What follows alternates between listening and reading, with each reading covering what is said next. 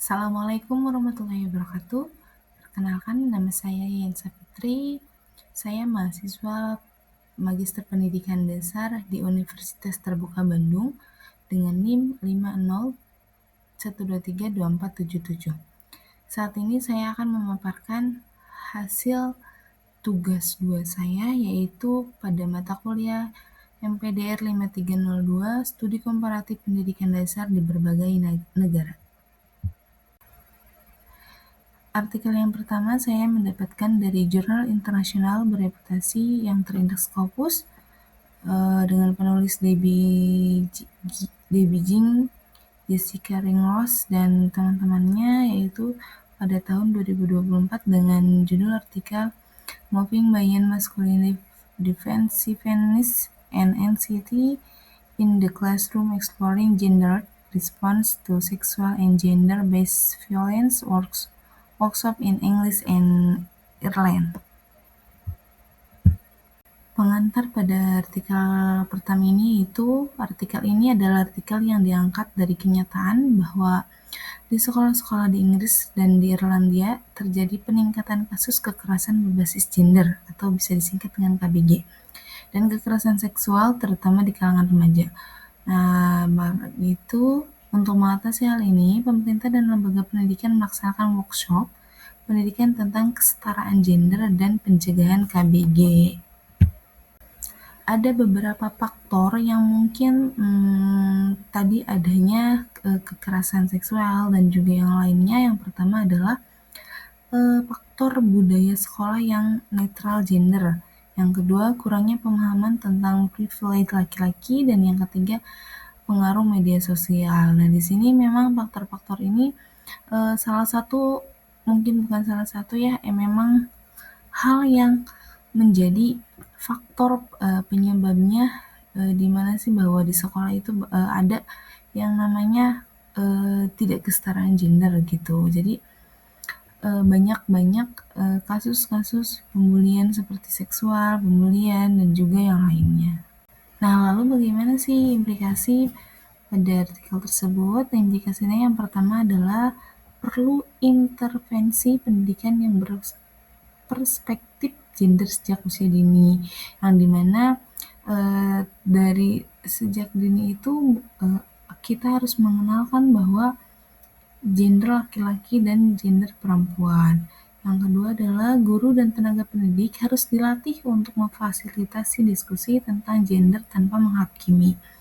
Yang ketiga, materi pembelajaran sebaiknya mengandung representasi yang adil dan tidak menormalisasikan stereotip gender. Dan yang keempat adalah sekolah sebagai ekosistem perlu menanamkan nilai kesetaraan dalam budaya dan kebijakan internalnya. Nah, di sini memang artikel ini membahas tentang bagaimana sih kita harus menangani masalah-masalah tersebut, yaitu dengan adanya workshop ini. Maka di dalam workshop ini menjelaskan tentang implikasi-implikasi yang harus kita lakukan untuk mengatasi masalah tersebut. Nah, untuk artikel yang kedua ini yang ditulis oleh Yuni Sulistiyowati pada tahun 2020 dengan judul Kesetaraan Gender dalam Lingkup Pendidikan dan Tata Sosial. Artikel ini dapatkan dari jurnal Indonesian Journal of Gender Studies, yaitu pada Sinta. Dalam artikel ini dijelaskan tentang adanya kesetaraan gender merupakan salah satu isu penting dalam pembangunan manusia, termasuk dalam bidang pendidikan dan kehidupan sosial. Yang dimana di sini yang kedua adalah walaupun secara hukum perempuan dan laki-laki di Indonesia mempunyai hak yang sama dalam pendidikan, pekerjaan, dan kehidupan sosial, realistis di lapangan masih menunjukkan ketimpangan. Nah, hal ini dalam kehidupan masyarakat biasanya laki-laki itu dipandang lebih tinggi dan juga lebih layak sebagai pemimpin biasanya, dan sedangkan perempuan itu sering ditempatkan pada posisi yang paling rendah. Nah, di sini adanya kesetaraan gender. Nah, selanjutnya apa sih hasil dan temuan dalam artikel tersebut? Dalam artikel ini, hasil dan temuannya dibagi menjadi dua, yaitu dalam bidang pendidikan dan juga dalam bidang sosial. Dalam bidang pendidikan, yang pertama adalah kesenjangan gender masih terjadi di dunia pendidikan, yang artinya meskipun akses pendidikan terbuka bagi semua, perempuan di beberapa daerah masih mengalami hambatan, kayak seperti contohnya eh, norma sosial yang membatasi anak perempuan untuk melanjutkan sekolah tinggi. Terus yang kedua adanya pernikahan dini yang membuat perempuan berhenti sekolah lebih cepat. Dan yang kedua adalah eh, peran sekolah dalam menanamkan kesadaran gender. Hal di sini sekolah itu berperan sangat penting dalam membentuk pola pikir yang setara.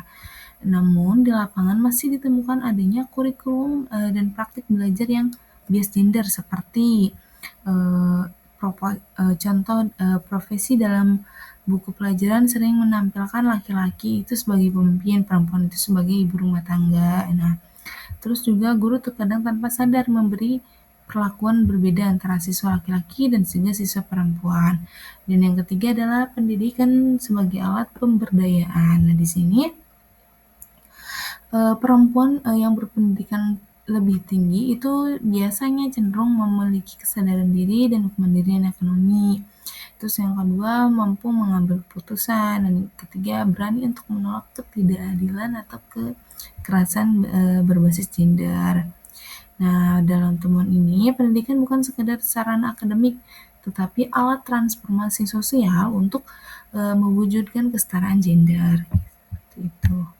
Nah, selanjutnya adalah hasil dan temuan dalam bidang sosial. Yang pertama, budaya patriarki masih dominan dalam kehidupan sosial. Laki-laki masih dipandang lebih berhak atas posisi strategis atau kepemimpinannya, sementara perempuan masih sering diidentikan dengan urusan domestik, lemah lembut, dan juga pengasuhan anak.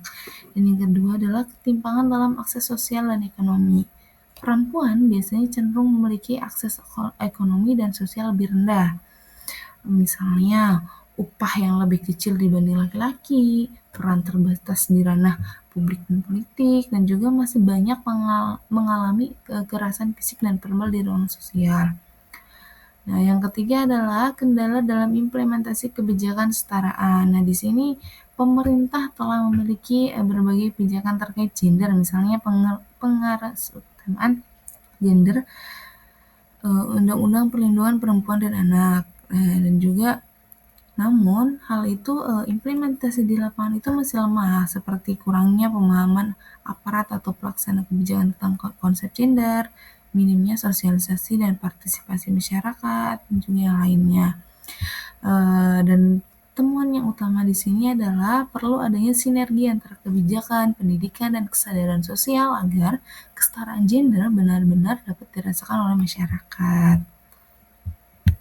Nah, lalu apa sih keterkaitannya artikel tersebut dengan modul ajar MPDR 5302, yaitu studi komparatif pendidikan dasar di berbagai negara? Nah, pada artikel Yuni Sulistyawati 2020 ini memiliki keterkaitan langsung dengan modul MPDR 5302 karena keduanya menyoroti pentingnya kesetaraan gender sebagai bagian pemerataan pendidikan dasar. Melalui pendekatan komparatif, modul menunjukkan bahwa kesetaraan gender telah menjadi standar pendidikan global, sedangkan artikel Yuni memperlihatkan kondisi aktual di Indonesia yang masih berjuang melawan hambatan sosial dan budaya